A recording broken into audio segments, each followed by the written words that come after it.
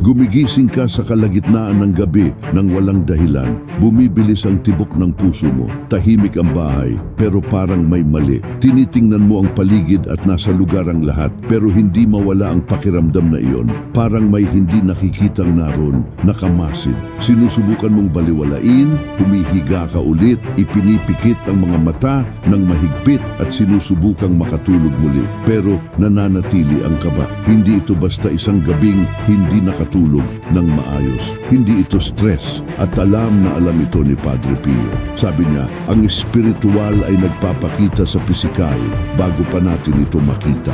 At kapag nawala ang kapayapaan sa bahay, pumasok na ang kasamaan. Marahil napansin mo na dumami ang mga pagtatalo ng walang malinaw na dahilan, mga matutunog na salita, mga away dahil sa mga walang kwentang bagay, isang mabigat na kapaligiran na hindi dati naroroon, o baka naman ang pagod na hindi nawawala kahit natulog ka na. Ang pakiramdam ng bigat sa balikat, ng pagkakabog sa dibdib na parang may pumipilit sa iyo mula sa loob. Sinusubukan mong ipaliwanag ito ng lohikal, pagod sa trabaho, stress sa rutina, mga normal na problema sa araw-araw. Pero sa kaibuturan, nararamdaman mo na may higit pa rito.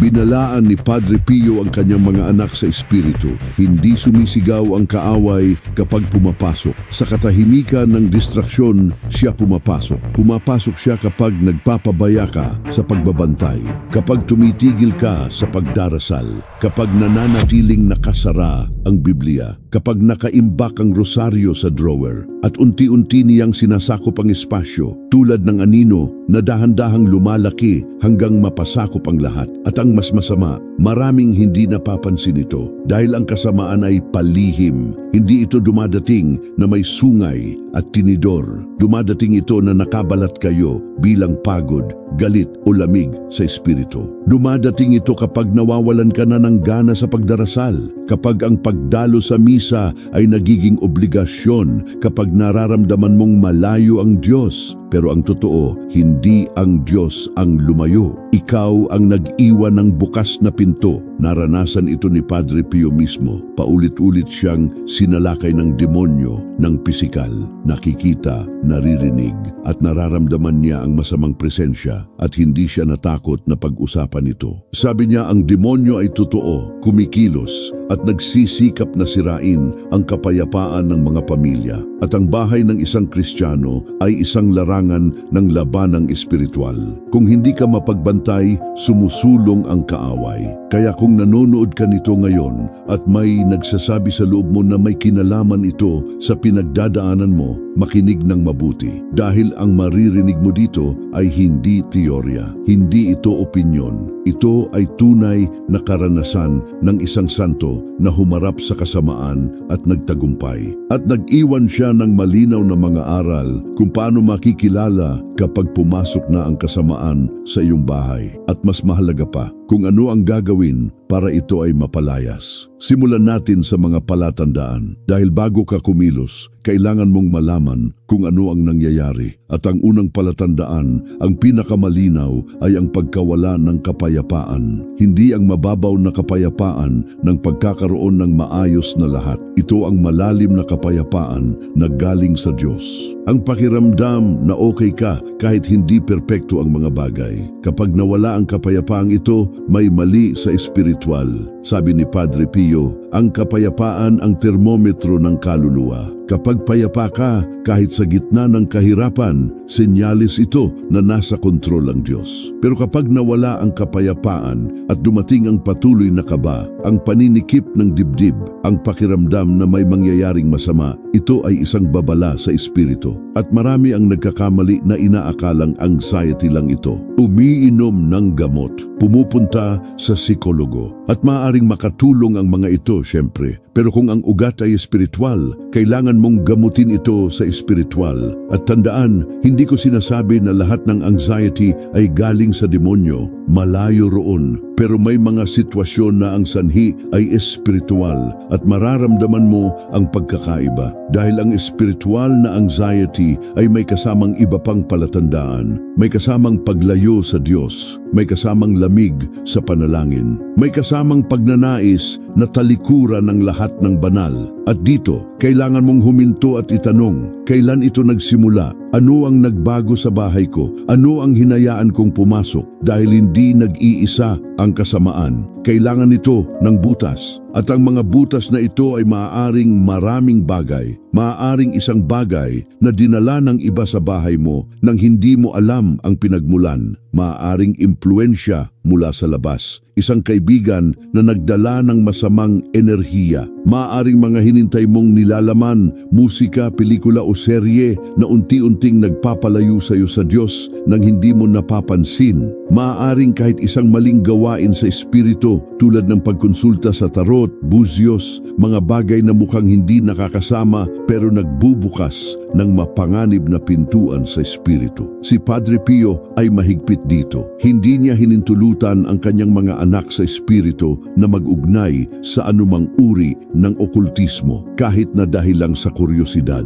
Sabi niya ito ay tulad ng pag-iwan ng bukas ang pinto ng bahay mo para makapasok kahit sino. At kapag pumasok ang kasamaan, hindi ito madaling umalis. Nagiging komportable ito. Sinisimulan nitong maimpluwensyahan ang lahat sa paligid. At narito ang pangalawang palatandaan, ang mga patuloy na pagtatalo. Mga away na biglang sumusulpot, nagsasalita ka ng simpleng bagay at sumasabog ang kausap. O ikaw mismo ang madaling magalit, nawawalan ng pasensya sa maliliit na bagay. At pagkatapos, nagtataka ka, bakit ako nag-react ng ganon? Hindi ito normal at hindi nga. Dahil kapag naroon ang kasamaan, ito ay gumagawa sa pagkakahiwalay. Gusto nitong sirain ang mga ugnayan. Gusto nitong mag-away ang mag-asawa, maglayo ang mga magulang at anak, magmalaki ang mga magkakapatid. Sabi ni Padre Pio, kinatatakutan ng demonyo ang pagkakaisa ng pamilya dahil ang pamilyang nagkakaisa sa Diyos ay isang kuta sa espiritu. Kaya ang unang ginagawa nito ay maghasik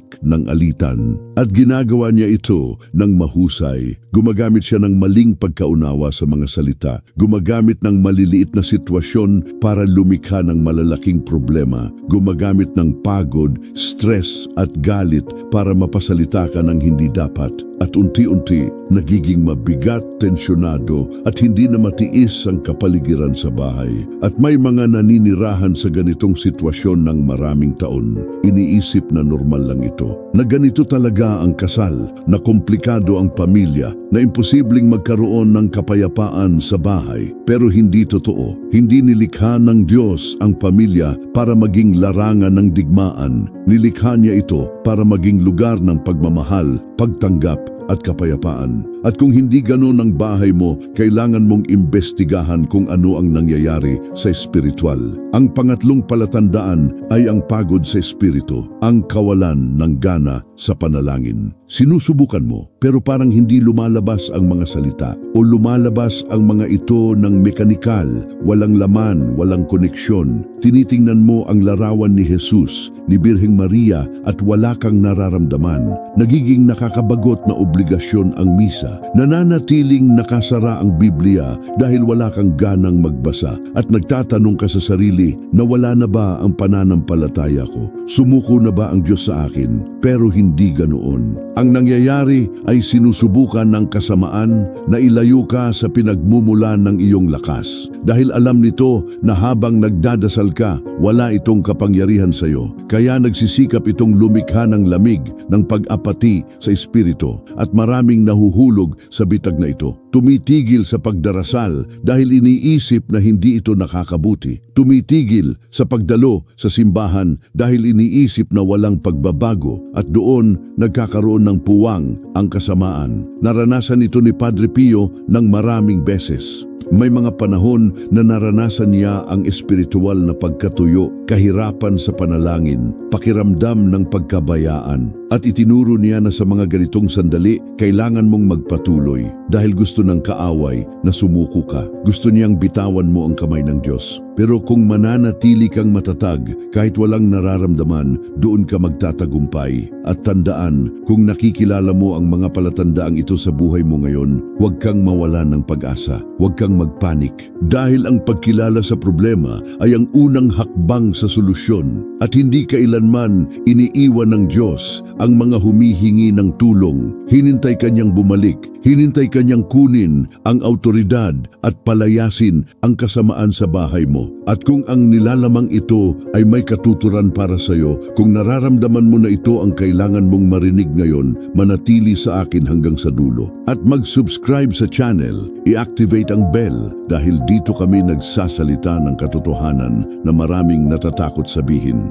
Nagsasalita kami tungkol sa espiritual ng totoo, praktikal, walang paligoy-ligoy. At iwan mo sa komento, naranasan mo na ba ang mga palatandaang ito sa bahay mo? Paano mo ito hinintay? Ang kwento mo ay maaaring makatulong sa iba na dumaranas ng parehong bagay ngayon. Ngayon, puntahan natin ang pang-apat na palatandaan at ito ang isa sa pinaka-nakakabagabag. Mga problema sa pagtulog, patuloy na insomnia, paulit-ulit na bangungot, magulong pagtulog, puno ng masasamang imahe, gumigising ka na mas pagod kaysa noong nahiga ka. At sa gabi, may mga pagkakataon na nagigising ka na may pakiramdam ng presensya, ng takot, ng pagkabalisa. At may mga nagkukwento pa ng sleep paralysis, ang pakiramdam na gising pero hindi makagalaw, na may bigat sa dibdib na parang may nakadagan sa iyo. Marami ang sinabi ni Padre Pio tungkol sa mga ataking panggabi. Siya mismo ay dumanas nito sa buong buhay niya. Inatake siya ng demonyo sa madaling araw, sinusubukang gambalain siya, takutin siya at alisin ang kapayapaan niya. Pero hindi natakot si Padre Pio. Tumugon siya sa pamamagitan ng panalangin, autoridad at pananampalataya. At itinuro niya na ang pagtulog ay isang sandali ng kahinaan sa espiritu. Ito ang oras na mababa ang bantay mo. Kaya mahalagang magdasal bago matulog, konsagrahin ang kwarto at humingi ng proteksyon mula sa mga anghel. At tandaan, hindi ito pamahiin, hindi ito labis. Ito ay katotohanang espiritual. Kung hindi mo pinoprotektahan ang iyong bahay sa espiritual, nagiging mahina ito. At ang kwarto ay isa sa pinakamahalagang lugar. Dahil dito ka nagpapahinga, nagbabagong lakas. Kung ang espasyong ito ay kontaminado sa espiritu, hindi ka talaga makakapahinga. Gumigising ka na pagod, inis, walang enerhiya. At may isa pang mahalagang detalye, ang insomnia ay maaari ring galing sa mga alalahanin na itinanim ng kaaway. Mga iniisip na hindi tumitigil sa pag-ikot sa isip mo. Sinusubukan mong matulog pero hindi namamatay ang utak mo. Patuloy na inuulit ang mga problema, lumilikha ng masasamang senaryo, nag-iisip ng mga kalamidad. At habang iniisip mo, lalong nagiging balisa ka at hindi ka talaga makatulog. At sa susunod na araw, pagod ka, walang pasensya, mahina sa mas maraming atake. Sabi ni Padre Pio, ang tiwala sa Diyos ang panlaban sa anxiety. Pero kapag naroon ang kasamaan, ninanakaw nito ang tiwalang iyon. Nagtatanim ito ng duda, takot, kawalan ng pag-asa. At kailangan mong labanan ito gamit ang pananampalatayang nababago araw-araw. Ang panglimang palatandaan ay ang presensya ng mga hindi maipaliwanag na pisikal na pangyayari. Mga bagay na nahuhulog ng mag-isa, mga pinto na bumubukas ng walang hangin, mga kakaibang tunog sa bahay, mga masamang amoy na walang pinagmulan, pakiramdam na may nakamasid, panginginig ng walang dahilan. At alam ko na sasabihin ng marami na ito ay kabaliwan, na ito ay imahinasyon. Pero ang mga dumanas nito ay alam na hindi ito ganoon. Si Padre Pio ay may matalas na pananaw sa espiritu. Nakikita niya ang hindi nakikita at kinumpirma niya na ang mga ganitong pangyayari ay totoo. Sabi niya, gusto ng demonyo na magpakita para magdulot ng takot dahil ang takot ay nagpapapara sa tao. Ang takot ay humihinto sa reaksyon ng tao at doon malayang kumikilos ang kasamaan. Pero ang totoo, ang mga ganitong pagpapakita ay senyales ng kahinaan. Kapag kailangang magpakita ang kasamaan ng pisikal, nangangahulugan ito na nawawalan na ito ng puwang. Sinusubukan itong takutin dahil alam nito na kung tumugon ang tao gamit ang pananampalataya, mapapalis ito. Kaya nakakatakot ang mga bagay na ito. Oo, pero ito rin ay babala na kailangan mong kumilos ng mabilis. At ang magandang balita ay may kapangyarihan ka para gawin ito. May autoridad ka sa pangalan ni Jesus. May mga armas kang espiritual na ginamit ni Padre Pio sa buong buhay niya. Panalangin, pag-aayuno, sakramento, banal na tubig, krusipiho, rosaryo. At ang mga ito ay hindi mga anting-anting. Ang mga ito ay mga pagpapahayag ng iyong pananampalataya, mga kasangkapan na ibinigay ng Diyos para labanan mo ang espiritual. Ngayon, bago ko ipakita sa iyo kung ano ang eksaktong gagawin, kailangan kong ikwento ang isang tunay na kwento na nangyari kay Padre Pio na perpektong naglalarawan ng lahat ng pinag-uusapan natin dito. Isang pamilya ang lumapit kay Padre Pio na desperado, magulo na magulo ang bahay nila. Araw-araw na mga away, karahasan, mga masasakit na salita na binibigkas. Nagkakasakit ang mga anak ng walang paliwanag medikal. Hindi na makatulog ang ina. Halos iwan na ng ama ang lahat. Pumunta sila kay Padre Pio para humingi ng tulong. At tiningnan niya sila ng may matalim na tingin na kanya at sinabi, "May hinintay kayong pumasok sa bahay ninyo. Isang bagay na hindi dapat naroon. At hanggat hindi ito natatanggal, hindi babalik ang kapayapaan." Naguluhan ang pamilya. Hindi nila alam kung ano ang tinutukoy niya. Pero nagpumilit si Padre Pio, "Hanapin ninyo. May isang bagay sa bahay ninyo na nagsisilbing tulay para sa kasamaan. Hanapin at sirain." Umuwi ang pamilya at sinimulan nilang balikan ang lahat. At natagpuan nila isang maliit na estatwa na ibinigay ng isang tao bilang regalo, isang imahe ng isang Diyos ng pagano na nakatago bilang dekorasyon. Hindi man lang alam ng pamilya kung ano ito, inilagay lang nila sa estante dahil maganda ito. Pero ang bagay na iyon ang nagsisilbing pintuan sa espiritu. At mula nang pumasok ang bagay na iyon sa bahay, nagsimula ang mga problema. Sinira nila ang estatwa, muling kinonsagra ang bahay, bumalik sa panalangin, at sa loob ng ilang araw, bumalik ang kapayapaan. Tumigil ang mga away, gumaling ang mga sakit, bumalik ang tulog, at naintindihan nila ang aral.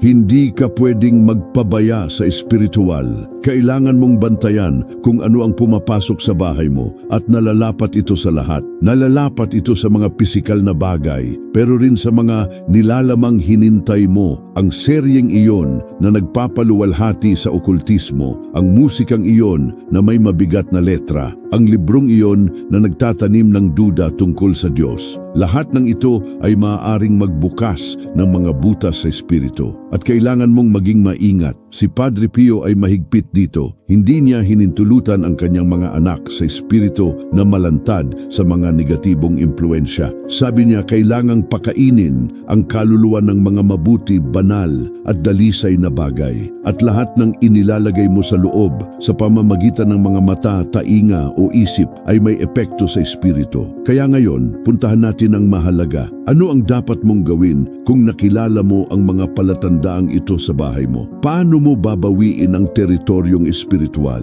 Paano mo palalayasin ang kasamaan at ibabalik ang kapayapaan? Unang hakbang, kumpisal at komunyon. Kailangan mong nasa estado ng grasya. Kailangan mong ayusin ang iyong buhay espiritual. Dahil kung ikaw ay nasa malalang kasalanan, wala kang autoridad sa espiritu. Tinutuyan ng demonyo ang mga sumusubok na palayasin siya habang nasa kasalanan. Parang sinusubukang apulahin ang apoy gamit ang gasolina. Kaya bago ang lahat, ikumpisal ang iyong mga kasalanan, tanggapin ang kapatawaran ng Diyos at tanggapin ang katawan ni Kristo. Sabi ni Padre Pio, ang kumpisal ang pinakamakapangyarihang arma laban sa demonyo. Dahil kapag ikinumpisal mo, sinisira mo ang mga kadena ng kasalanan, isinasara mo ang mga pintong bukas at nawawala ng lakas ang kaaway sa iyo. Pangalawang hakbang, panalangin ng pagpapalaya at konsagrasyon ng bahay.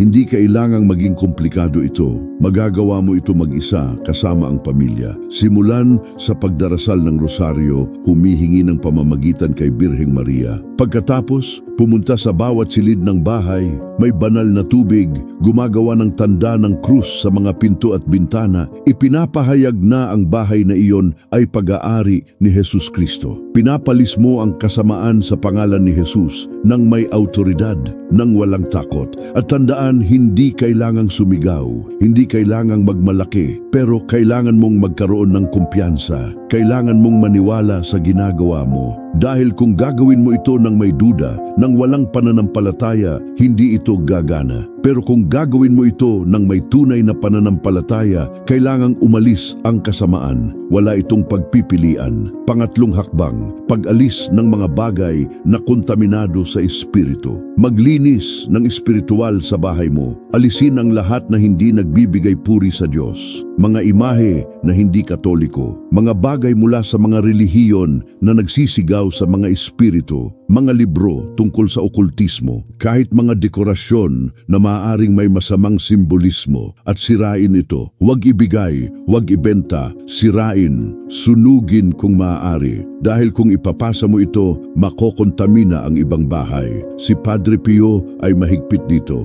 Ipinapaputok niya, pinapababasag, tinatanggal ng tuluyan ang anumang bagay na maaaring magsilbing tulay para sa kasamaan. At itinuro niya na hindi ka dapat magkaroon ng awa sa bagay. Hindi mahalaga kung mahal ito, kung regalo ito, kung may sentimental na halaga. Kung kontaminado ito sa espiritu, kailangang alisin. Pang-apat na hakbang, maglagay ng mga banal na simbolo sa bahay. Mga krusipiho sa bawat silid, lalo na sa itaas ng mga pinto. Mga imahe ni Jesus, ni Birheng Maria, ni San Miguel Arcangel. Palaging may banal na tubig na magagamit at gamitin ito ng regular. Benisahan ang bahay bawat linggo. Magdasal ng rosaryo kasama ang pamilya. Gawin ang bahay mo na isang banal na teritoryo. Si Padre Pio ay may ugali na benisahan ang lahat.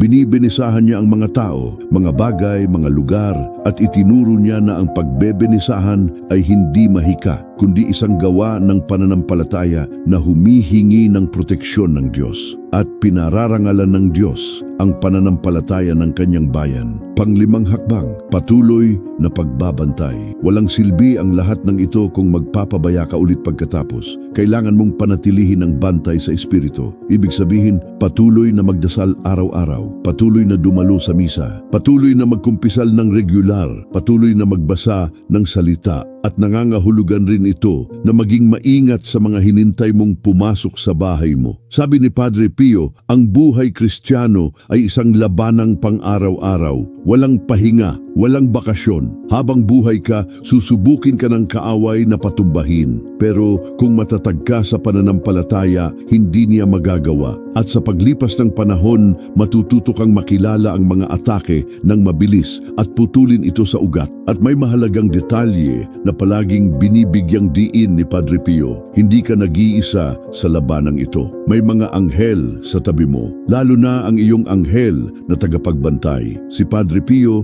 ay may malalim na debosyon sa kanyang anghel na tagapagbantay. Kinausap niya ito, humingi ng tulong, nagpadala ng mga mensahe sa mga anghel ng iba. At itinuro niya na ang anghel na tagapagbantay ay isang regalo mula sa Diyos para protektahan ka sa espiritu. Kaya simulan mong linangin ang relasyon sa iyong anghel. Kausapin siya araw-araw, hingin ng proteksyon, hingin na babalaan ka niya kapag may masamang espiritual na lumalapit. At magtiwala na siya ay kumikilos kahit hindi mo ito nakikita. Isa pang mahalagang figura ay si San Miguel Arcangel. Siya ang mandirigma ng Diyos, ang commander ng mga hukbong makalangit, ang nagpapalis kay Satanas mula sa langit. At si Padre Pio ay palaging nagdarasal kay San Miguel, lalo na sa mga sandali ng matinding atake sa espiritu. At itinuro niya ang panalangin kay San Miguel, ang makapangyarihang panalangin na natanggap ni Papa Leo XIII sa isang pangitain. Kung hindi mo alam ito,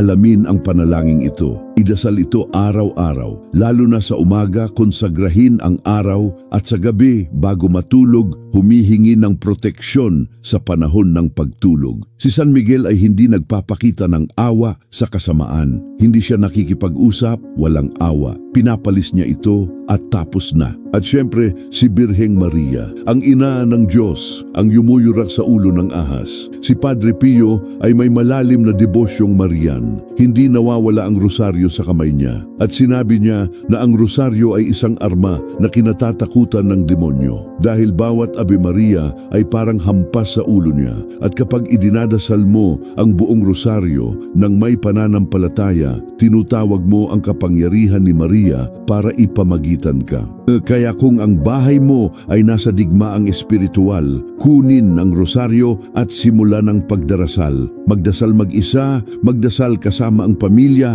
magdasal ng malakas sa bahay. Ipahayag na ang bahay na iyon ay nasa ilalim ng proteksyon ni Birheng Maria at magtiwala na siya ay kikilos. At tandaan, may mga pagkakataon na masyadong mabigat ang labanan at kailangan mo ng tulong mula sa labas. Sa ganitong kaso, maghanap ng pari. Hingin ng espesyal na bendisyon sa bahay na kung mas seryoso, hingin na gawin niya ang menor na panalangin ng eksorsismo ang maaaring gawin ng kahit sinong pari. Walang kahihiyan dito. Hindi ito senyales ng kahinaan. Ito ay senyales ng karunungan. Palaging tinatanggap ni Padre Pio ang mga humihingi ng tulong sa Espiritu. Hindi niya kailanman hinusgahan, hindi kailanman binawasan ang pagdurusa ng sinuman. Sa kabilang banda, siniseryoso niya ito dahil alam niya na totoo ang espiritual at kailangan ng mga tao ng tulong. Ngayon, may isang bagay na kailangan kong sabihin at mahalaga ito. Lahat ng ipinakita ko dito ay gumagana, pero gumagana lamang kung may tunay kang pananampalataya. Walang silbi ang paggawa ng ritual,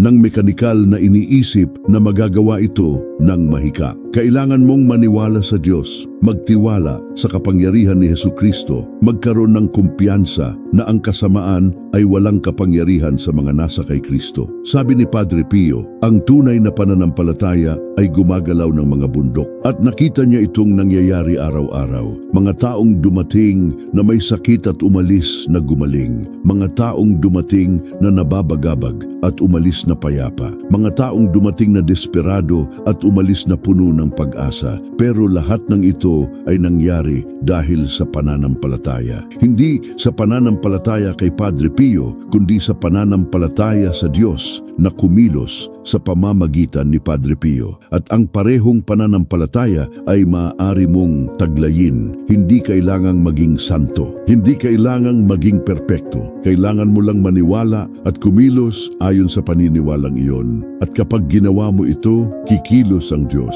Palagi, walang pagbubukod. Ngayon gusto kong ikwento ang isa pang kwento dahil naglalarawan ito ng isang napakahalagang bagay. May isang babae na lumapit kay Padre Pio dahil hindi na matiis ang bahay niya. Mga bagay ang nangyayari sa lahat ng oras. Mga bagay na lumilipad, mga nakakatakot na tunog. Ang buong pamilya ay natakot. At gusto niya na pumunta si Padre Pio sa bahay niya para benesahan. Pero tumanggi siya, hindi dahil ayaw niyang tumulong, kundi dahil gusto niyang maunawaan niya ang isang bagay. Sinabi niya sa kanya, gusto mo akong ayusin ang problema, pero ayaw mong magbago. Habang patuloy kang nabubuhay sa kasalanan, habang patuloy kang nagbubukas ng pinto para sa kaaway, walang silbi ang pagbebenisahan ko ng bahay mo ng 1,000 beses. Babalik ang kasamaan at tama siya. Ang babae ay may isang extramarital affair. Niloloko niya ang asawa niya.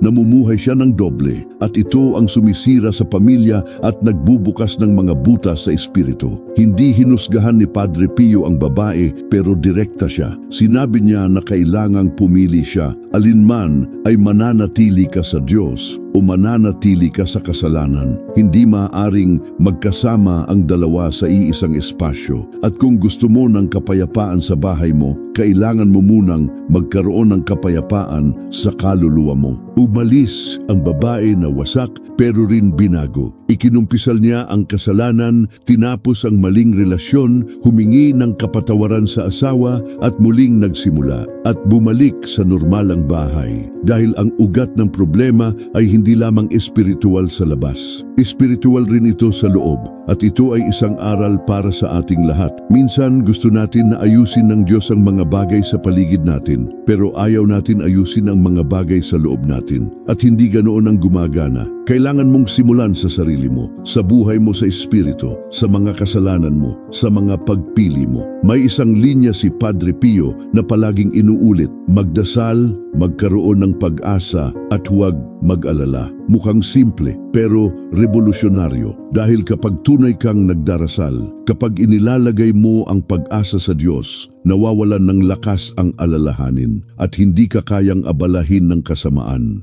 Pero para marating ang antas ng pananampalatayang ito, kailangan mong linangin ang relasyon sa Diyos araw-araw. Hindi maaaring maging Katoliko lang tuwing linggo at isipin na sapat na iyon. Hindi maaaring magdasal lamang kapag desperado ka at balewalain ang Diyos sa ibang oras. Ang tunay na relasyon ay binubuo ng pagiging pare-pareho, ng dedikasyon, ng tunay na pagmamahal. At kung nakikita mo ito at nararamdaman na ang buhay mo sa espiritu ay maligamgam, na nawala ang init, na lumayo ka, ngayon ang araw para bumalik. Huwag hintayin ang bukas. Huwag hintayin na lumaki ang problema, bumalik ngayon. Hinintay ka ng Diyos na nakabuka ang mga bisig nang walang panunumbat, nang walang paghusga. Gusto lang niyang bumalik ka sa Kanya. At kung nararamdaman mo na ang videong ito ay dumating sa tamang oras, na kailangan mong marinig ito ngayon, mag-iwan ng like, ibahagi ito sa isang kailangang marinig rin at mag-subscribe sa channel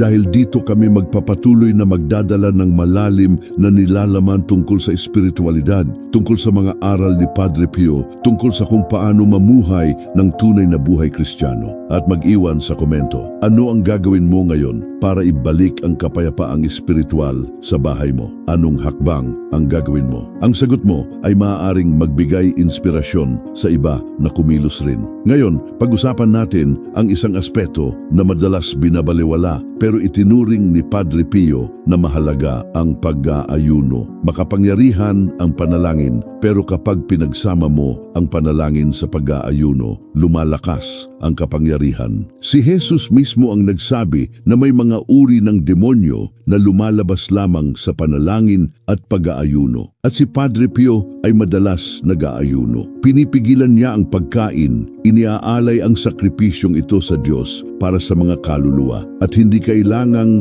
maging radikal ang pag-aayuno. Maaaring simple, maaaring hindi kumain ng karne tuwing Biyernes. Maaaring laktawan ang isang pagkain at gamitin ang oras na iyon para magdasal.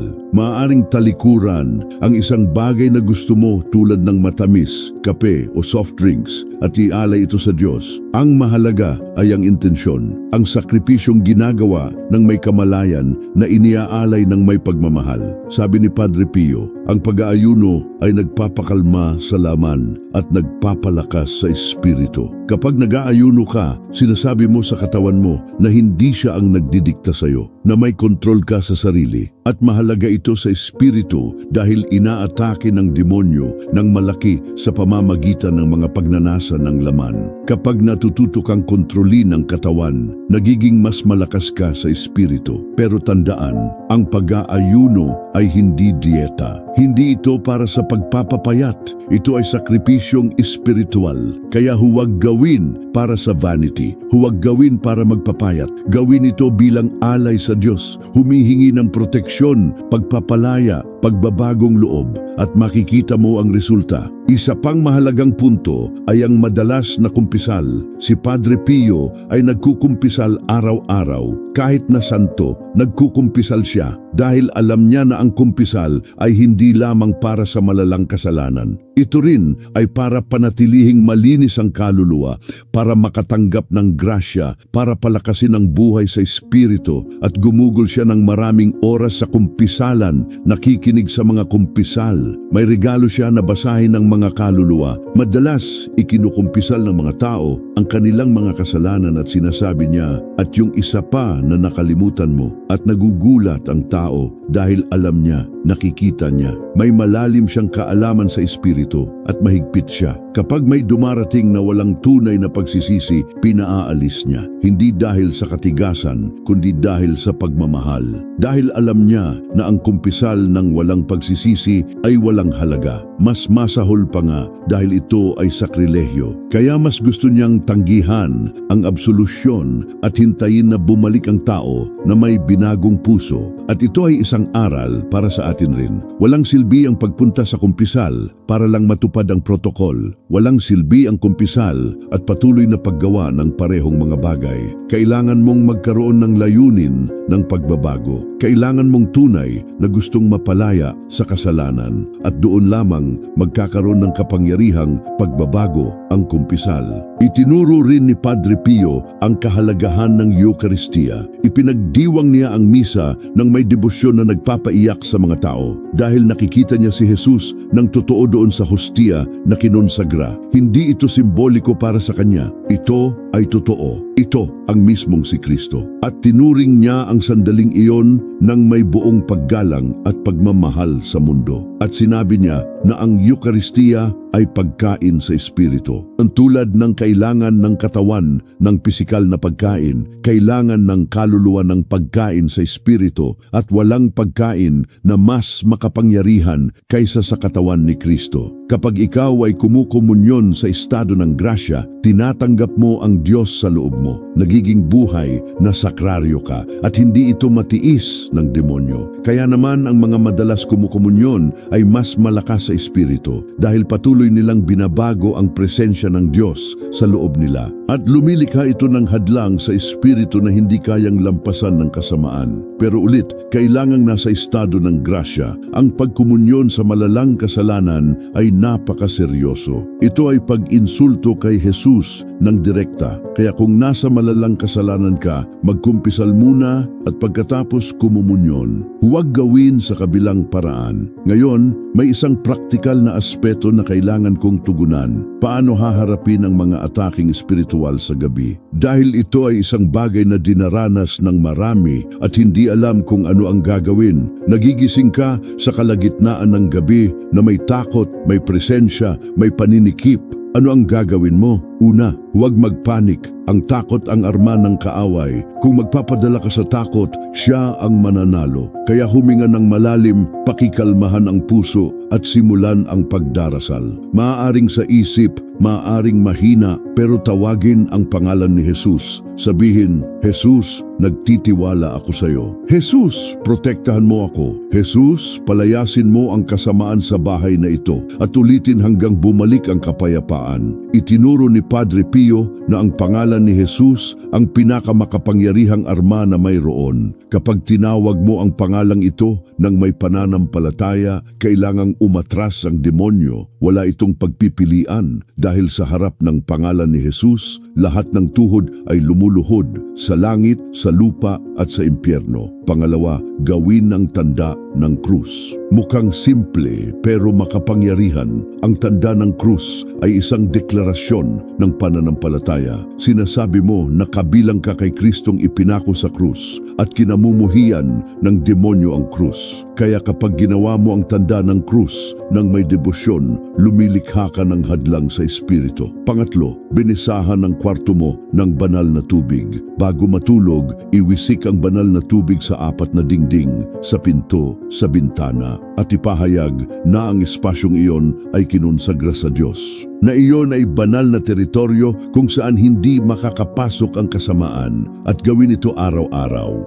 Gawin itong routine. Pang-apat, magdasal ng rosaryo bago matulog o kahit isang dekada lang at hingin kay Birheng Maria na takpan ka ng kanyang manto sa gabi. Hingin ang proteksyon ng mga anghel at matulog ng payapa, nagtitiwala na protektado ka. Si Padre Pio ay natutulog ng kaunting oras sa gabi dahil ginugugol niya ang madaling araw sa panalangin. At kahit ganoon, may kapayapaan siya. Dahil alam niya na siya ay binabantayan ng Diyos. At maaari mo ring magkaroon ng kapayapaang ito kahit ano pa ang mangyari sa paligid. May isa pang mahalagang aral mula kay Padre Pio na madalas nakakalimutan ng mga tao, ang mortifikasyon. Gumamit siya ng silisyo, isang instrumento ng penitensya na nagdudulot ng pisikal na discomfort. Mahigpit siyang nag-aayuno, tinanggal niya ang mga kaginhawahan. At lahat ng ito ay may layunin sa Espiritu, palakasin ang kaluluwa sa pamamagitan ng ng sakripisyo ng katawan. Ngayon, hindi ko sinasabi na kailangan mong gumamit ng silisyo, pero sinasabi ko na kailangan mong maunawaan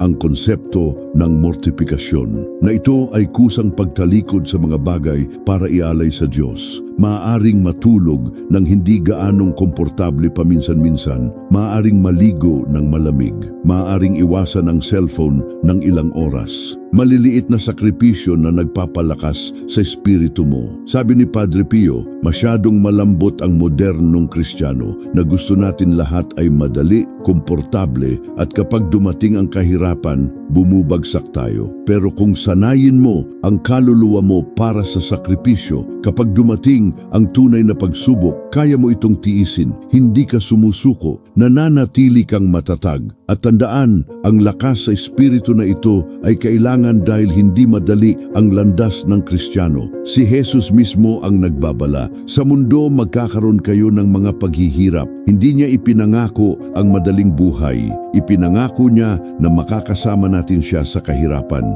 At iyon ang pagkakaiba. Hindi ka nag-iisa. Kasama mo ang Diyos. Si Padre Pio ay dumanas ng mga kakilakilabot na pagdurusa. Ang kanyang mga sugat ay dumugo araw-araw sa loob ng 50 taon. Ang sakit ay hindi matiis, pero hindi siya kailanman nagreklamo. Inialay niya iyon bilang sakripisyo para sa mga kaluluwa. At may kapayapaan siya sa gitna ng pagdurusa dahil naintindihan niya na ang pagdurusa na pinagsama kay Kristo ay may halaga sa pagtubos. Kaya kapag dumaranas ka ng mga kahirapan, kapag ang bahay mo ay nasa digmaang espiritual, kapag parang bumubagsak ang lahat, ialay ito sa Diyos. Huwag magreklamo, huwag magmalaki, ialay at hingin na ang pagdurusang iyon ay gamitin para iligtas ang mga kaluluwa, para baguhin ang mga puso, para magdala ng kaluwalhatian sa Diyos. At may isang magandang bagay na nangyayari kapag ginawa mo ito. Ang pagdurusa ay hindi na bigat kundi layunin. Nararamdaman mo pa rin ang sakit pero may kahulugan ito. Hindi na ito walang laman at nagbibigay ito sa iyo ng lakas para magpatuloy. Ngayon, pag-usapan natin ang isang bagay na praktikal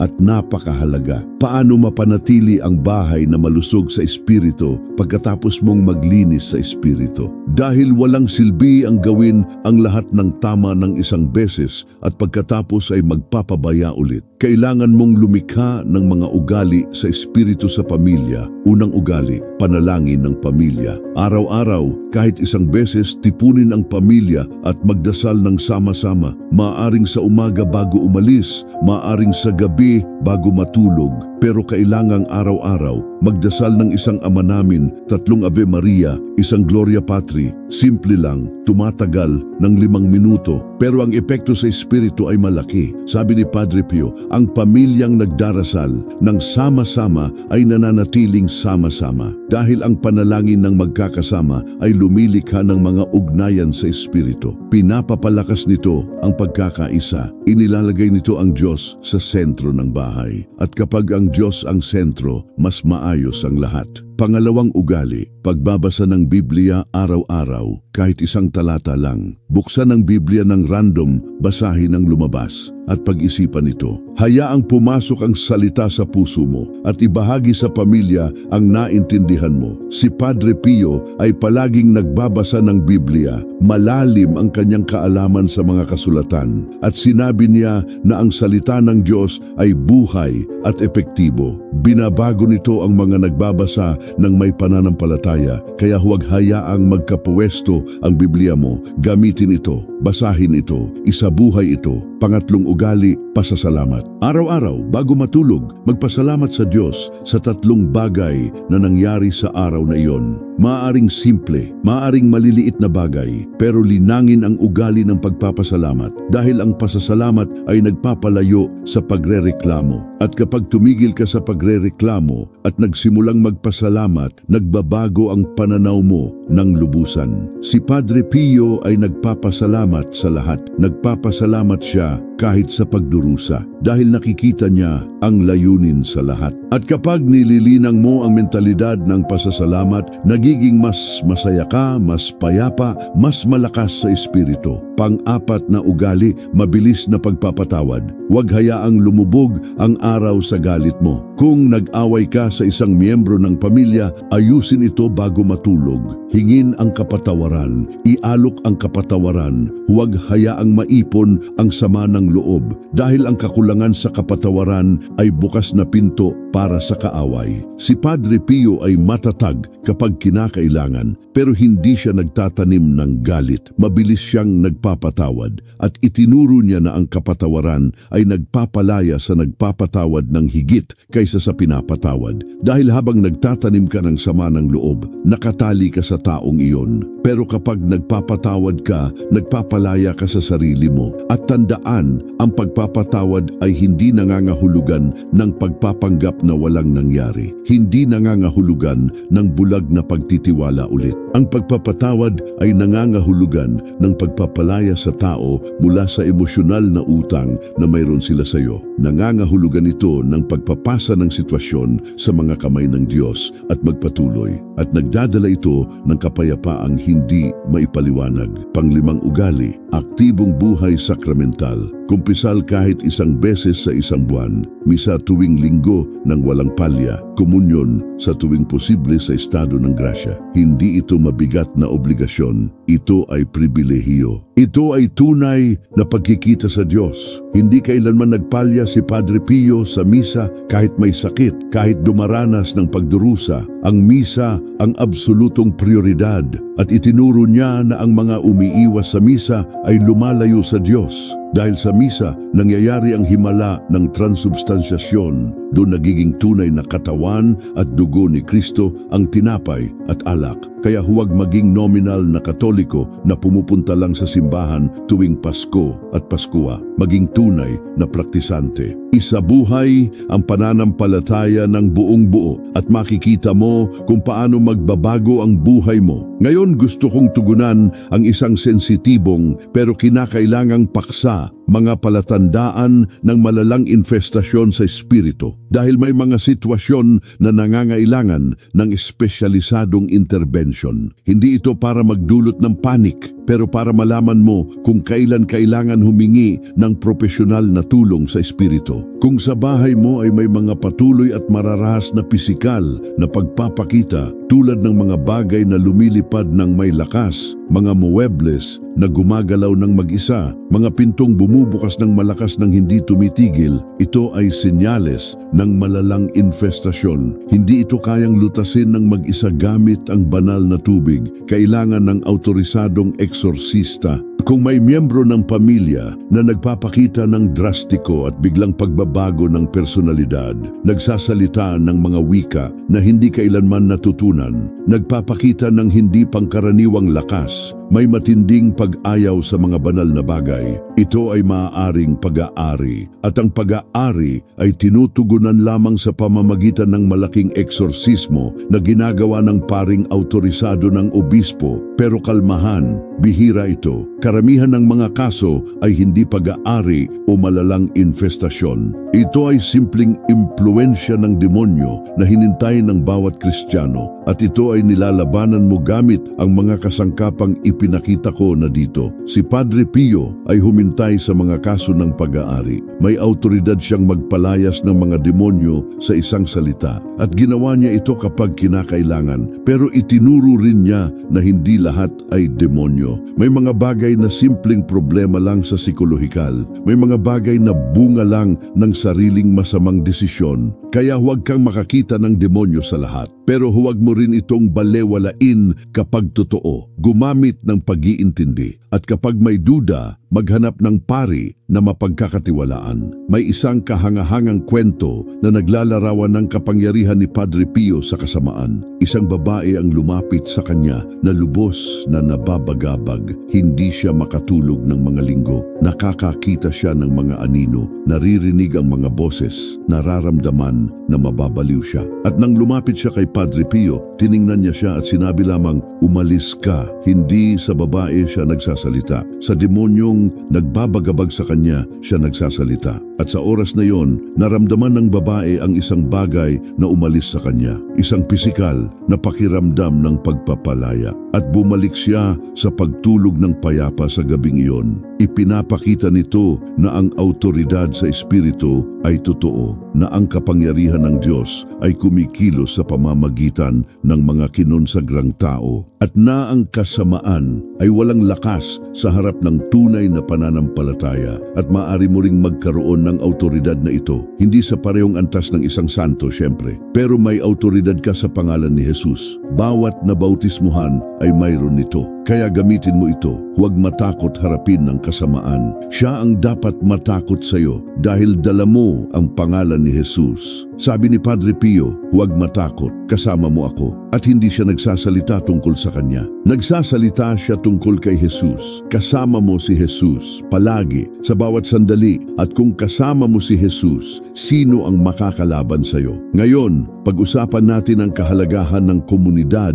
ng pananampalataya. Dahil hindi ka nilikha para labanan mag-isa, kailangan mo ng mga kapatid sa pananampalataya. Kailangan mo ng komunidad na sumusuporta sa iyo, na nagdarasal para sa iyo, na nag-aangat sa iyo kapag bumagsak ka. Si Padre Pio ay may mga Third Order Franciscans, may mga anak sa Espiritu, may komunidad sa paligid niya, at nilinang niya ang mga relasyong ito. Nagdasal siya para sa mga tao. Nagdasal ang mga tao para sa kanya. Ito ay mutual na pagpapalitan. Kaya huwag kang mag-iisa. Maghanap ng grupo ng panalangin, maaaring grupo ng rosaryo, maaaring grupo ng pag-aaral ng Biblia, maaaring kilusan sa loob ng simbahan, pero kailangan mong konektado sa ibang Kristiyano. Dahil kapag nasa laban ng espiritual ka, kailangan mo ng mga nagdarasal para sa iyo. Kailangan mo ng suporta. At kapag nakikita mo ang ibang tao na nagpapakita ng mga tagumpay sa Espiritu, pinapapalakas nito ang sarili mong pananampalataya. At may isa pang mahalagang punto, huwag mong ikwento ang mga problema mo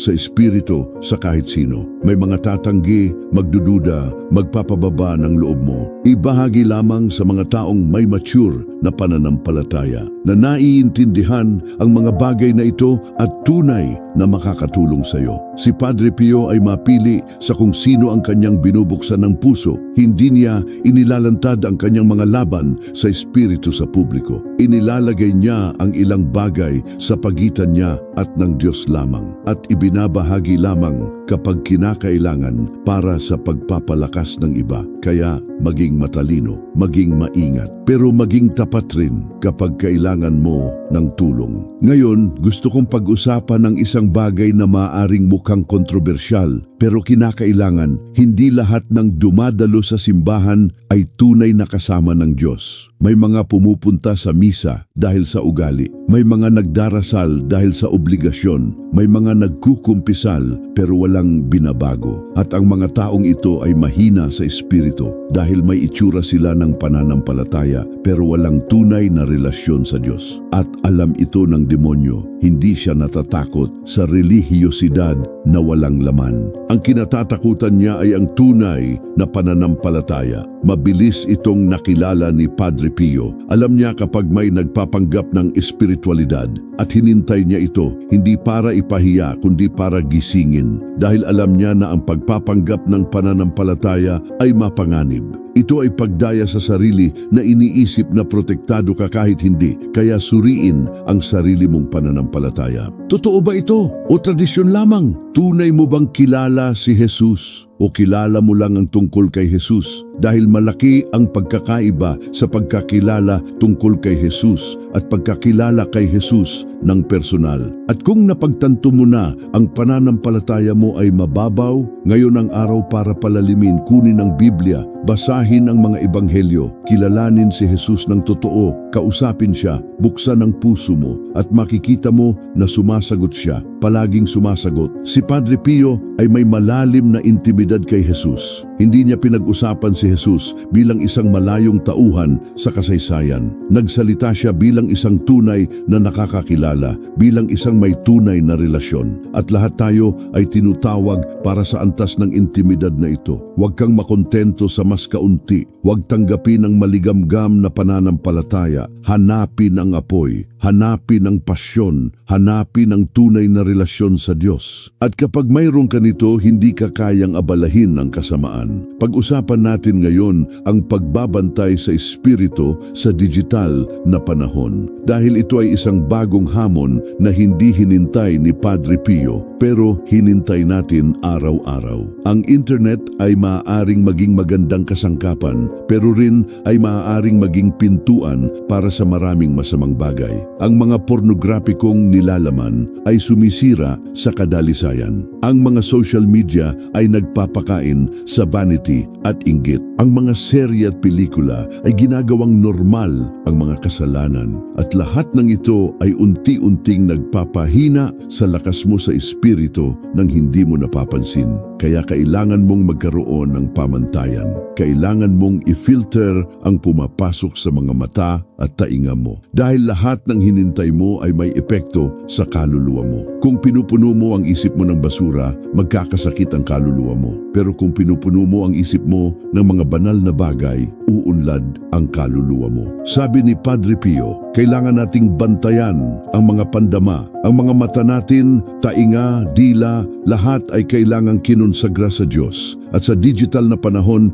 nangangahulugan ito ng paggawa ng mga consciously na pagpili tungkol sa kung ano ang pinapanood mo, naririnig, binabasa. Kaya kanselahin ang channel na nagpapalayo sa iyo sa Diyos. Itigil ang pagsunod sa taong nagdadala lamang ng negatibong nilalaman. Itigil ang panonood ng seryeng nagpapaluwalhati sa imoralidad. At simulan ang pagkonsumo ng nilalamang nagpapalakas sa pananampalataya mo. At tandaan, nalalapat rin ito sa musika. May mga musikang puro lason sa espiritu, letra na nagsasalita ng pagtataksil, karahasan, promiscuity. At hinintay ito ng mga tao na iniisip na walang pagkakaiba. Pero may pagkakaiba dahil pumapasok ito sa subconscious mo, hinuhubog ang iniisip mo, naaapektuhan ang mga pagpili mo. Si Padre Pio ay mahigpit sa musika. Noong panahon niya, mas madali itong kontrolin.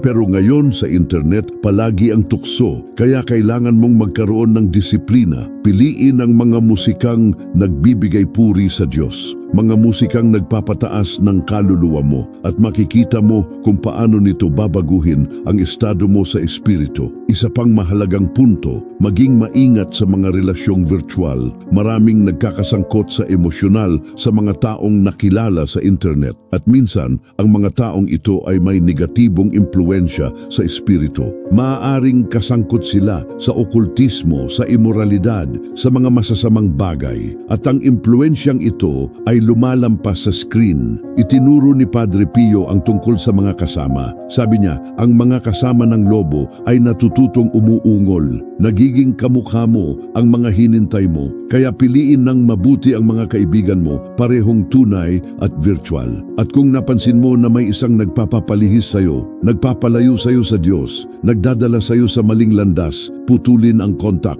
Walang awa, walang sakit. Ang kaluluwa mo ay mas mahalaga kaysa sa anumang pagkakaibigan. Ngayon, pag-usapan natin kung paano protektahan ang mga anak mo sa espiritu. Dahil ang mga bata ay madaling target ng kaaway. Sila ay inosente, mahina, at madalas hindi napapansin ng mga magulang kung ano ang nangyayari. Una, turuan ang mga anak mo na magdasal mula sa murang edad. Magdasal kasama sila bago matulog. Turuan sila ng Ama Namin, Ave Maria, Anghel ng tagapagbantay. Buuin ang ugaling ito mula sa simula. Dahil ang batang natututong magdasal ay nagiging matatag na adulto sa espiritu. Sabi ni Padre Pio, ang panalangin ang pinakamakapangyarihang arma na mayroon. At kung turuan mo ang anak mo na gamitin ang armang ito mula sa murang edad, protektado sila sa buong buhay. Pangalawa, i-filter ang hinintay ng mga anak mo. Huwag hayaang manood sila ng kahit ano.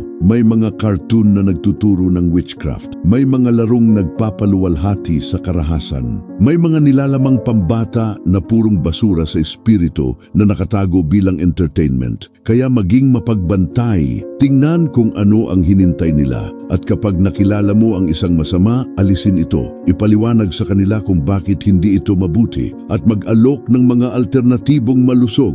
Pangatlo, binisahan ang mga anak mo araw-araw. gawin ang tanda ng krus sa noo nila, magdasal ng proteksyon para sa kanila, konsagrahin sila kay Birheng Maria at magtiwala na ang espiritual na proteksyong ito ay magbabantay sa kanila. Si Padre Pio ay may espesyal na debosyon sa mga bata. Binibinisahan niya, nagdarasal, namamagitan. At maraming batang binendisyonan niya ang nagkaroon ng mga buhay na protektado, binabantayan ng Diyos. Pang-apat, dalhin ng mga anak mo sa misa mula sa murang edad, kahit hindi nila naiintindihan ang lahat. Dahil ang pagmalantad sa banal ay humuhubog sa kaluluwa nila. Lulaki silang may paggalang, may respeto sa mga bagay ng Diyos. At huwag tanggapin ang dahilan na hindi kaya ng mga bata na manatiling tahimik sa misa. Sabi ni Padre Pio, kaya ng mga bata ng higit pa kaysa sa iniisip ng mga magulang. Sapat na ang pagtuturo ng may pasensya at katatagan. Panglima, maging halimbawa. Dahil mas natututo ang mga anak mula sa nakikita kaysa sa naririnig. Kung hindi ka nagdarasal, hindi rin sila magdarasal. Kung hindi ka pumupunta sa misa, hindi nila makikita ang halaga nito. Kung namumuhay ka ng walang Diyos, matututo silang hindi mahalaga ang pananampalataya. Kaya isabuhay ang pananampalataya ng tunay at matututo rin ang mga anak mo na mamuhay ng ganoon. May magandang linya si Padre Pio, bigyan mo ako ng hukbo ng mga inang nagdarasal at babaguhin ko ang mundo. Dahil alam niya ang kapangyarihan ng isang inang namamagitan para sa mga anak na nagdarasal ng walang tigil, na nagtitiwala sa Diyos. Kaya kung ikaw ay magulang, maunawaan ang responsibilidad sa espiritu na mayroon ka. Ang mga anak mo ay mga regalo mula sa Diyos at kailangan mong hubugin sila sa pananampalataya. Huwag ipaubaya ito sa paaralan. Huwag hintayin na ang simbahan lang ang gagawa nito. Ito ang iyong responsibilidad. At kung nagkamali ka na, kung hindi mo ito ginawa noong maliliit pa ang mga anak mo, hindi pa huli. Simulan ngayon, hindi kailanman huli para bumalik. Humingi ng kapatawaran sa mga anak mo dahil hindi ka nagbigay ng mas magandang halimbawa sa espiritu at magsimula muli nang may kababaang loob, nang may katapatan at puparangalan ito ng Diyos. Dahil mahal niya ang mga pamilya. Mahal niyang makita ang mga magulang na lumalaban para palakihin ang mga anak sa tamang landas. At bibigyan kanya ng karunungan, bibigyan kanya ng lakas, gagabayan kanya. Ngayon, kailangan kong pag-usapan ang isang napakaseryosong bagay. Ano ang gagawin kapag masyadong matindi ang digmaang espiritual na nararamdaman mong gusto mo nang sumuko? Dahil nangyayari ito, may mga pagkakataon na sobrang bigat ng atake na iniisip mong bitawan na ang lahat. Itigil ang laban, tanggapin ang pagkatalo. Naranasan ito ni Padre Pio. May mga sandali na naramdaman niyang iniwan siya ng Diyos. Mga sandali na sobrang dilim ng espiritual na kalagayan na wala siyang nakikitang labasan. At ano ang ginawa niya? Nagpatuloy siya. Nagpatuloy siyang magdasal kahit walang nararamdaman. Nagpatuloy siyang magtiwala kahit hindi nauunawaan. Nagpatuloy siyang maglakad kahit sa dilim. At iyon ang kailangan mo ring gawin sa mga pinakamahirap na sandali kapag parang hindi nakikinig ang Diyos, kapag parang walang nagbabago, magpatuloy ka. Hindi dahil gusto mo, kundi dahil pinipili mong magtiwala. Sabi ni Padre Pio, ang pananampalataya ay hindi damdamin. Ito ay desisyon. Ito ay matatag na pagpili na magpatuloy kahit ang lahat ay nagsasabing sumuko ka. At kapag ginawa mo ito, kapag nagpumilit ka sa pananampalataya kahit na anong mangyari, nanalo ka na. Dahil ang demonyo ay nananalo lamang sa mga sumusuko, kaya huwag kang sumuko kahit gaano kahirap. Kahit gaano katagal na walang pagbabago, magpatuloy sa pagdarasal, magpatuloy sa pagtitiwala, magpatuloy sa pakikipaglaban. At darating ang araw na titingnan mo ang nakaraan at magpapasalamat dahil hindi ka sumuko. At kapag nasa limitasyon ka na, kapag nararamdaman mong hindi mo na kaya, alalahanin ang mga sugat ni Padre Pio. Dumanas siya ng hindi matiis na sakit sa katawan araw-araw sa loob ng 50 taon. At hindi siya kailanman sumuko. Kung kaya niya, kaya mo rin. Dahil ang parehong Diyos na sumuporta sa kanya ay susuportahan ka rin. At may magandang sinabi si Padre Pio, kung gaano kalaki ang iyong pagdurusa, mas lalo kang mahal ng Diyos. Dahil ang pagdurusa ay naglilinis sa iyo. Hinuhubog ka nito, binabago ka nito upang maging kung ano ang gusto ng Diyos na maging ka. Kaya huwag tingnan ang pagdurusa bilang parusa. Tingnan ito bilang pagkakataon para sa paglago sa Espiritu. Pag-usapan natin ngayon ang mga palatandaan ng tagumpay sa Espiritu. Dahil mahalagang malaman mo kung paano makikilala kapag ikaw ay nananalo. Kapag nagbabago na ang mga bagay, para hindi mo isipin na walang nagbabago kahit na nagbabago na. Unang palatandaan ng tagumpay, bumabalik ang kapayapaan. Ang malalim na kapayapaang galing sa Diyos. Gumigising ka na may gaan sa loob. Nawala ang bigat sa dibdib.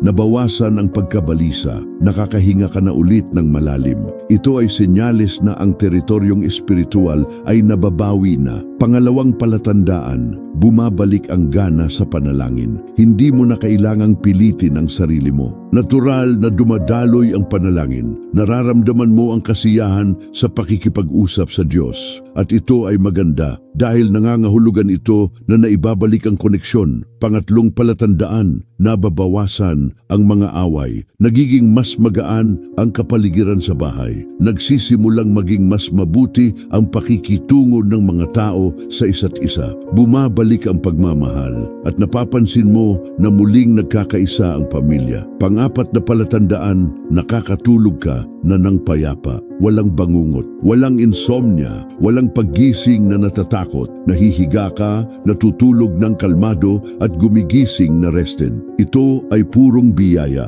Panglimang palatandaan, nararamdaman mo ang lakas para harapin ang mga hamon. Dati, parang imposible ang lahat. Ngayon, tinitingnan mo ang mga problema at alam mong mananalo ka dahil binigyan ka ng Diyos ng bagong sigla, bagong disposisyon, bagong pananampalataya. Sabi ni Padre Pio, ang tagumpay ay hindi dumarating ng isang beses. Dumarating ito ng paunti-unti, ito ay isang proseso. Pero kapag nasa tamang landas ka, nararamdaman mo ito at mahalagang ipagdiwang ang mga maliliit na tagumpay na ito. Magpasalamat sa Diyos sa bawat progreso, sa bawat pagbabago at huwag magpapabaya kapag bumuti na ang mga bagay dahil susubukang bumalik ang kaaway, susubukan niya ulit. Kaya panatilihin ang pagbabantay, panatilihin ang panalangin, panatilihin ang mga malusog na ugali sa Espiritu. Si Padre Pio ay namuhay sa patuloy na pagbabantay hanggang sa huling araw ng buhay niya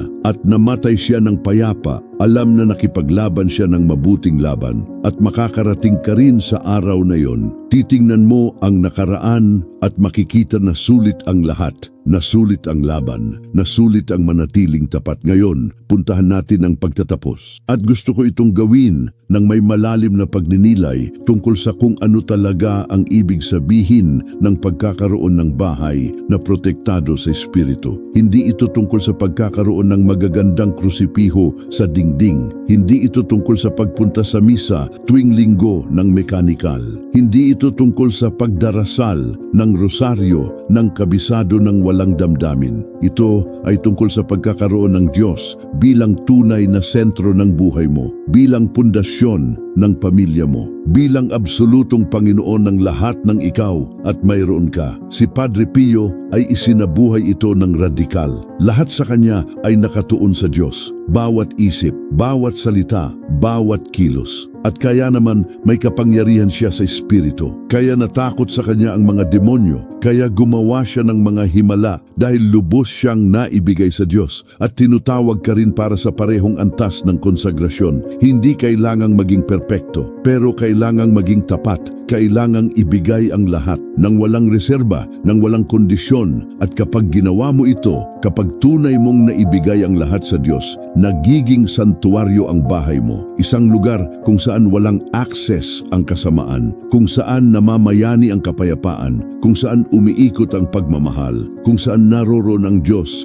ng malinaw. At iyon ang bahay na gusto natin lahat. Hindi isang bahay na perpekto sa dekorasyon, pero isang bahay na perpekto sa Espiritu, kung saan nararamdaman ng mga tao ang pagtanggap, kung saan tunay ang presensya ng Diyos, kung saan nangyayari ang mga himala. Si Padre Pio ay nagbabago ng mga kapaligiran sa pamamagitan lamang ng kanyang presensya dahil dala niya ang Diyos sa loob niya. At kapag dala mo rin ang Diyos sa loob mo, nagbabago ka rin ng mga kapaligiran. Nagdadala ka ng liwanag kung saan may dilim. Nagdadala ka ng kapayapaan kung saan may digmaan. Nagdadala ka ng pag-asa kung saan may kawalan ng pag-asa. Kaya huwag maliitin ang kapangyarihang mayroon ka. Huwag isipin na hindi ka mahalaga. Anak ka ng Diyos. Dala mo ang Espiritu Santo sa loob mo. May autoridad ka sa Espiritu. Gamitin mo ito. At kung pagkatapos ng lahat ng narinig mo dito, nararamdaman mong tinutawag ka ng Diyos para sa mas malalim na buhay sa Espiritu, huwag baliwalain ang tawag na iyon. Tumugon, sabihin ng oo at lumakad sa direksyong iyon ng may determinasyon. Sabi ni Padre Pio, hindi kailanman pinipilit ng Diyos ang sinuman. Siya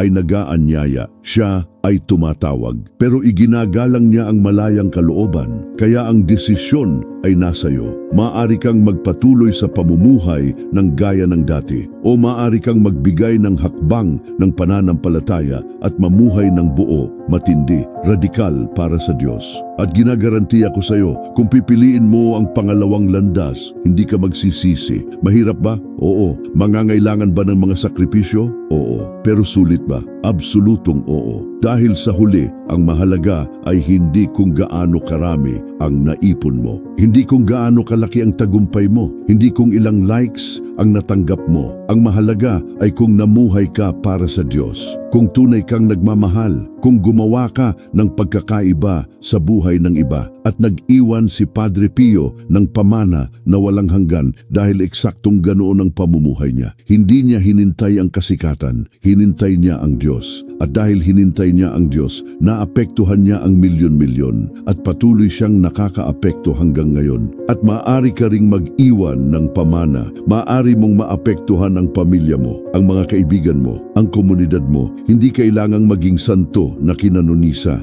pero maaari kang maging santo sa pang-araw-araw, namumuhay ng may kabanalan sa maliliit na bagay. At kapag ginawa mo ito, kapag namuhay ka ng ganoon, ang bahay mo ay magiging teritoryo ng Diyos. Ang pamilya mo ay mapoprotektahan at magkakaroon ka ng tunay na kapayapaan. Ang kapayapaang hindi maibibigay o maikakaila ng mundo.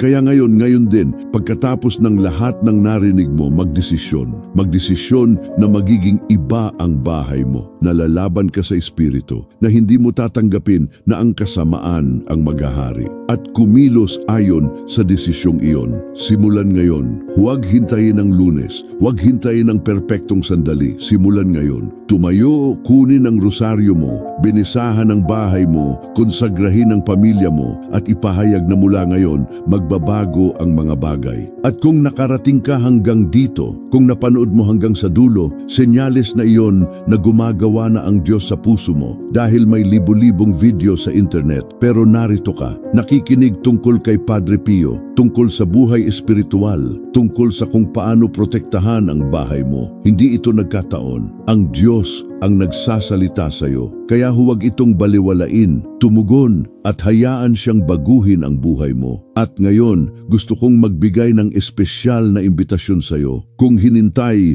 ng nilalamang ito ang puso mo, kung naramdaman mo na para sa iyo ito, ibahagi ito sa isang kailangang marinig rin. Maaring isang kamag-anak, maaring isang kaibigan, isang taong alam mong dumaranas ng digmaang espiritual.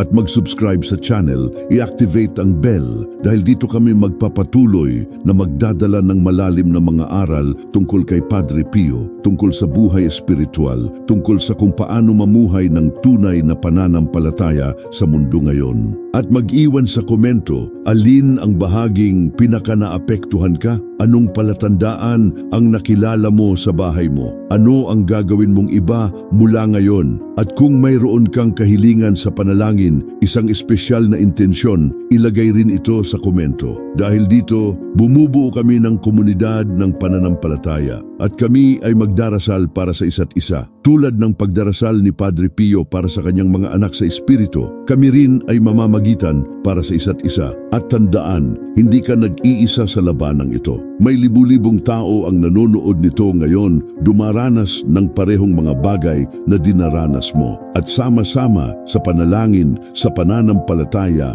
kami ay mananalo. Dahil ang tagumpay ay atin na kay Kristo Jesus. Naway ipamagitan ka ni Padre Pio, naway takpan ka ni Birheng Maria ng kanyang manto, naway ipagtanggol ka ni San Miguel Arcangel, at naway maghari ng lubos si Jesus Kristo sa bahay mo, sa pamilya mo, sa buhay mo. Manatili sa kapayapaan ng Diyos, at hanggang sa susunod na video,